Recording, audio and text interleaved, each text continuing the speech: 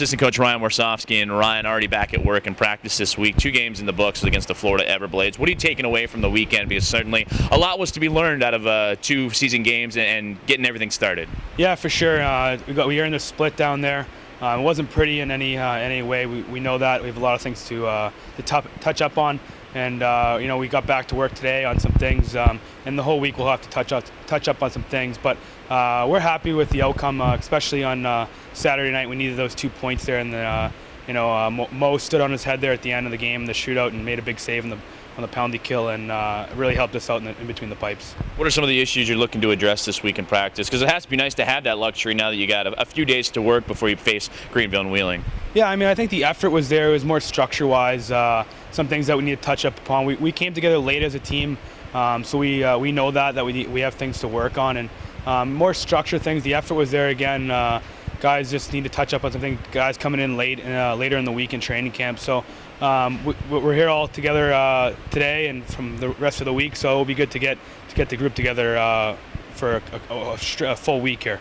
You mentioned the team coming together late. When you look at all the other teams in the ECHL, do you feel like they're kind of in the same boat, or are the Stingrays at a little bit of a disadvantage in terms of generating that team chemistry and working together? Yeah, a little bit. I mean, everyone's at American League camps and NHL camps and got moved down, but I mean, there's no excuses. We have things to work on. We can't worry about what other teams are doing. We need to worry about the Stingrays and being prepared for Friday and a really good Greenville team.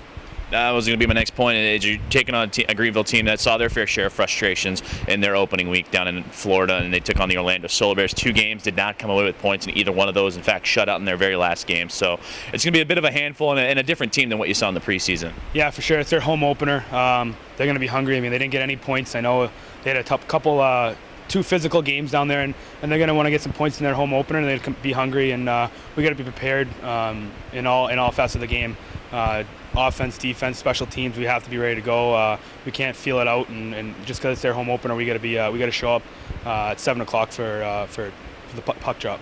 It has to help knowing that you saw him a lot last year, and you got to see him a lot breaking down the video, so you kind of know what to expect going in a game like that, unlike Florida, where you had no video, no scouting to really kind of prepare a little. Yeah, for sure. I mean, personnel changes a little bit, so we'll watch those 2 games that they played in Orlando this week and get a pre-scout, but we're pretty familiar with them. We'll know some of their tendencies, but it's a new personnel group, so we'll have to watch out for some of their big-time players and kind of go from there. But we need to worry about ourselves here in the week and work on some structure things. And once we go from there, and once we get that handled, I think we'll get prepared for Greenville on Friday.